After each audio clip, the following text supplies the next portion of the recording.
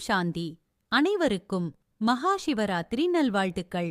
சிவராத்திரி நன்னாளில் அதன் ஆன்மீக விளக்கத்தை இப்போதறிவோம். பாரதவாசிகள் சிவனை முக்தேஸ்வர், அதாவது முக்தியளிப்பவர், மற்றும் பாவகடேஸ்வர், அதாவது பாவங்களை அழிப்பவர் என்றும் நம்புகிறார்கள். பாரதத்தில் சிவபெருமானை அசுதோஷர் என்றும் அவதர்தானி என்றும் கூறுகிறார்கள். அதாவது அவர் விரைவாகவும் எளிதாகவும் மகிழ்ச்சியடைந்து வரமளிப்பவர் என்றும் நம்பப்படுகிறது. இந்த உணர்வோடு மக்கள் சிவபெருமானுக்கு நீரையும் வில்விலைகளையும் அர்ப்பணித்து அவரை வணங்குகிறார்கள். ஆனால் ஓர் கேள்வி எழுகிறது. வாழ்நாள் முழுவதும் தொடர்ந்து சிவபெருமானை வணங்கி ஒவ்வொரு ஆண்டும் சிவராத்திரி அன்று நம்பிக்கையுடன் கண்விழித்தல், விரதம் போன்றவற்றை கடைபிடித்தாலும் எந்த ஓர் மனிதனின் பாவங்களும் துன்பங்களும் ஏன் அழிக்கப்படுவதில்லை? ஏன் மனிதன் நிரந்தர மகிழ்ச்சியையுமோ அமைதியையும் பெறுவதில்லை? எல்லாவற்றிற்கும் மேலாக சிவபெருமானை மகிழ்விப்பதற்கான எளிய முறை என்ன? சிவராத்திரியின் உண்மையான முக்கியத்துவம் என்ன? சிவராத்திரியை நாம் எவ்வாறு கொண்டாட வேண்டும்? சிவனுக்கும் ராத்திரி, அதாவது இரவுக்கும் என்ன தொடர்பு? இவற்றைப் பற்றி இன்று நாம் அறிவோம். மகா சிவராத்திரி என்பது முழு மனித குலத்திற்கும் மிக முக்கியமான பண்டிகையாகும். ராத்திரி என்றால் இரவு அல்லது இருள் என்று பொருள். இரவில் எதையும் பார்ப்பது கடினமாகிவிடுகிறது. இன்றைய மனிதர்கள் தங்களது லட்சியத்தை அடைய அலைந்து திரிகிறார்கள். ராத்திரி என்பது இந்த உலகில் தீவிர அறியாமை மற்றும் ஒழுக்கக்கேட்டை குறிக்கிறது. மனித வாழ்க்கை மிகவும் மன அழுத்தமானது. எல்லோரும் மிகவும் பரபரப்பாக இருப்பதால் அவர்களுக்கு இன்றைய மனிதகுலமானது எந்த திசையை நோக்கி செல்கிறது என்பது கூட தெளிவாக தெரியவில்லை. காமம், கோபம், பேராசை, பற்று மற்றும் அகங்காரம் போன்ற ரூபங்களில் உள்ள தீமைகள் ஒவ்வொரு மனிதனையும் அறியாமையின் இருளால் ஆக்கிரமித்துள்ளன. இதுவே ராத்திரி, அதாவது அறியாமையின் இரவு என்று அழைக்கப்படுகிறது. அறியாமை, இருள் சூழ்ந்த இரவு ஒவ்வொரு மனிதனுக்கும் எவ்வாறு நன்மை பயக்கும்? பகவத்கீதையின் யதா யதா ஹி தர்மஸ்ய என்ற வார்த்தைகளின்படி, தர்மத்திற்கு களங்கம் ஏற்படும் போதெல்லாம், அதாவது அசுரர்கள், தாழ்ந்தவர்கள் மற்றும் அகங்காரவாதிகள் எண்ணிக்கை அதிகரிக்கும் போதெல்லாம், இறைவன் மனித சரீரத்தை ஆதாரமாக எடுத்து வருகிறார். அந்த இறைவன் வருகை தரும் நன்னாளையே மனிதர்கள் மகிழ்ச்சியால் மகாசிவராத்திரி விழா என்று கொண்டாடுகிறார்கள். ஆனால் அந்த இறைவனை அவர்கள் அறியவில்லை. இறைவனுக்கு ஒரு தனித்துவமான பிறப்பு உள்ளது. அவர் மனிதர்களைப் போல பிறப்பதில்லை. இதற்காக பகவத்கீதை அத்தியாயம் 11 ஸ்லோகம் 54 பிரவேஷ்டும், அதாவது நான் பிரவேசம் செய்ய தகுதியானவன் என்று குறிப்பிடப்பட்டுள்ளது. அவர் ஒரு மனித சரீரத்தில் பிரவேசம் செய்ய முடியும் என்றால் அவருக்கு தெய்வீக பிறப்பு இருக்கிறது என்று பொருள். ஞான சூரியன் உதிக்கும்போது அறியாமை எனும் இருள் அழிக்கப்படுகிறது. இதன் பொருள் என்னவென்றால், மனிதர்கள் காமம், கோபம், பேராசை, பற்று மற்றும் அகங்காரம் போன்ற தீமைகளின் பிடியில் சிக்கிக் கொள்ளும்போது, நாஸ்திகவாதமே மதம் என்று கருதத் தொடங்கும்போது, இறைவன் வந்து இவ்வளவு ஆழமான இரவில் நமக்கு ஞானத்தின் ஒளியை கொடுத்து நம்மை இருளில் இருந்து விடுவிக்கிறார், எழுப்புகிறார். சிவராத்திரி நாளில் மக்கள் கண்விழித்தலை கடைபிடிக்கிறார்கள். இதன் பொருள் அறியாமை எனும் தூக்கத்திலிருந்து விழித்தெழுவது. மேலும் மகா சிவராத்திரி நாளில் 3 இலைகள் ஒன்று சேர்ந்தவாறு உள்ள வில்வ இலைகள் சிறப்பு முக்கியத்துவம் வாய்ந்தவை. அது சிவபெருமானுக்கு அர்ப்பணிக்கப்படுகிறது. ஒன்று சேர்ந்தபடியுள்ள இந்த 3 வில்வ இலைகள் திருமூர்த்தி சிவனின் 3 நிமித்தமானவர்களான பிரம்மா, விஷ்ணு மற்றும் சங்கரரின் நினைவார்த்தமாகும். 33 கோடி தேவர்களில் உயர்ந்தவர்களாக கருதப்படும் இந்த 3 ஆளுமைகள் மூலம் உலகிற்கு நன்மை பயக்கும் பணிகளைச் செய்ய இறைவன் சிவபெருமான் கடமைப்பட்டுள்ளார். இதன் பொருள், பிரம்மா மூலம் தெய்வீக உலகத்தை ஸ்தாபனை செய்தல், சங்கர் மூலம் பழைய அசுர உலகத்தை அழித்தல் மற்றும் விஷ்ணு மூலம் தெய்வீக உலகத்தை பராமரித்தல். இந்த நாளில் மக்கள் உபவாசத்தை கடைபிடிக்கிறார்கள். உப என்றால் அருகில், வாய்ஸ் என்றால் அமருதல். அதாவது இறைவனிடம் அன்பாகவும் பக்தியுடனும் நெருக்கமாக இருப்பதாக உணர்ந்தல்தான் உண்மையான உபவாசம். பக்தியின் பாதையில் நாம் ஒரு நாள் மட்டும் உபவாசம் கடைப்பிடிக்கிறோம். அதாவது பக்தி செய்து வணங்கி அன்பாகி அவரை புகழ்ந்து பாடுவதன் மூலம் ஒரு நாள் அவருக்கு அருகில் இருப்பதாக நினைக்கிறோம். இதன் காரணமாக மனம் சில நொடிகள் அமைதியை அடைகிறது. இப்போது சரீர ரூபத்தில் வந்துள்ள இறைவனின் உண்மையான ரூபத்தை நாம் உணர்ந்து நினைவினால் எப்போதும் அவருக்கு அருகில் இருப்பதன் மூலம் நாம் தீராத மகிழ்ச்சியையும் அமைதியையும் அடைய முடியும். சிவன் என்றால் நன்மை பயப்பவர், அதாவது மங்களகாரி என்று பொருள். அவர் நமக்கு கற்பிக்கும் போதனைகள் மூலம் நமது குடும்பத்திற்கும் நமது நாட்டிற்கும் அந்தளவு நன்மை பயக்கும் வகையிலுள்ள குணங்கள் மற்றும் நல்ல எண்ணங்கள் நமக்குள் உருவாகும். நமது எண்ணங்கள் நிச்சயமாக தூய்மையாகவும் உயர்ந்ததாகவும் நன்மை பயக்கும் விதமாகவும் இருக்க வேண்டும். அப்போதுதான் இந்த உலகில் உள்ள அனைத்து தீமைகளையும் அழிக்க முடியும். அதேபோல் அசுர குணம் கொண்டவர்கள் என்ன சொல்கின்றனர்? இருள் என்றென்றும் நீடித்து இருக்கட்டும் என்று விரும்புகிறார்கள்.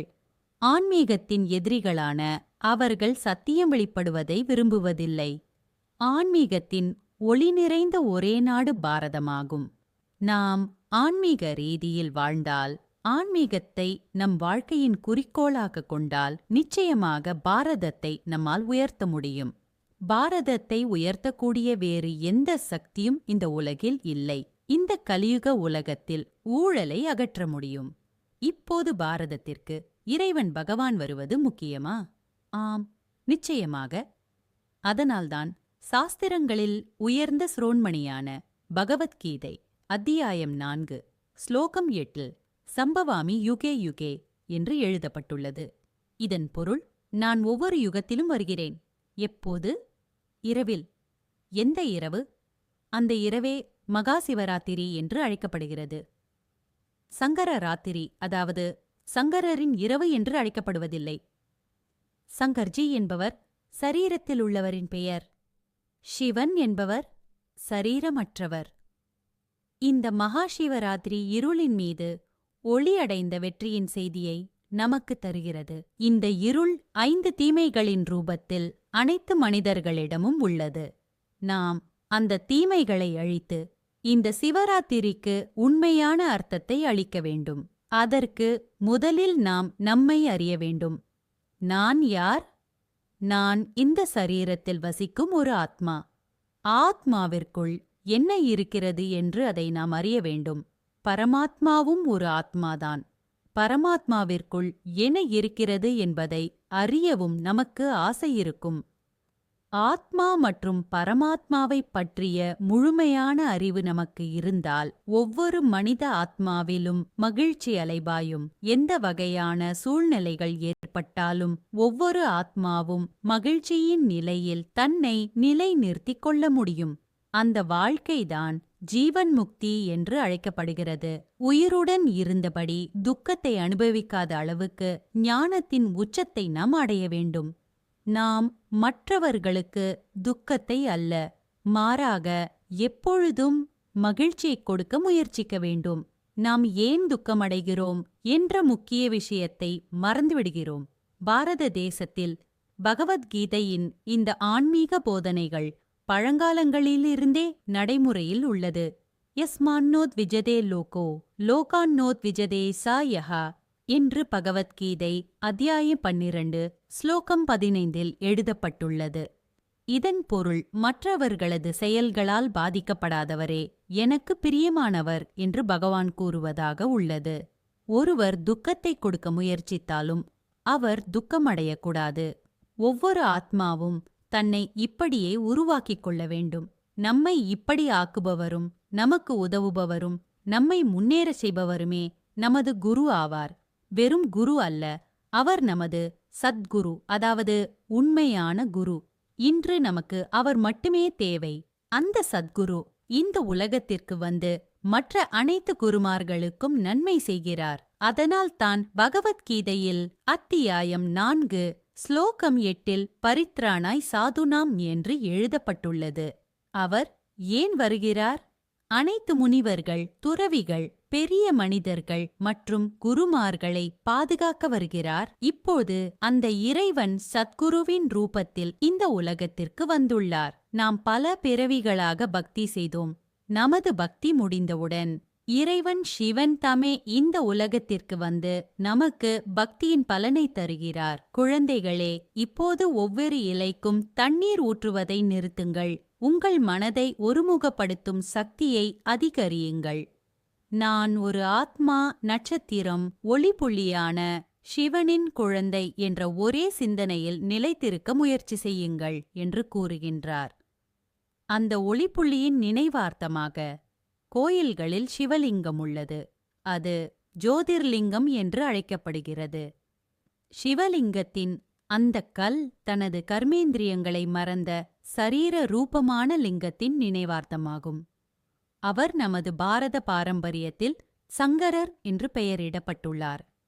அவர் மகாதே என்றும் அழைக்கப்படுகிறார். அவருக்கு விஸ்வநாத், அதாவது உலகை கட்டுப்படுத்துபவர் என்ற டைட்டிலும் உள்ளது. அவர் தனது யோக சக்தியின் மூலம் முழு உலகத்தையும் கட்டுப்படுத்துகிறார்.